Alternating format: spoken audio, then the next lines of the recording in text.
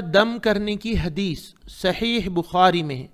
نبی صلی اللہ علیہ وسلم حسن اور حسین رضی اللہ عنہما اور ابراہیم علیہ السلام، اسماعیل اور اسحاق علیہم السلام کو یہ دعا پڑھ کر دم کرتے تھے۔ حدیث اس لیے بتائی جا رہی ہے تاکہ آپ مزید بالیقین رقیہ شرعیہ اور اذکار کے دعاؤں کو پڑھ سکیں اور فائدہ اٹھا سکیں۔ آپ اس طرح کے ویڈیوز کے لیے ہمارے واٹس ایپ گروپ میں جوائن ہونے 8106126040 پر میسیج کریں یا تعلیم.education ویب سائٹ وزٹ کریں۔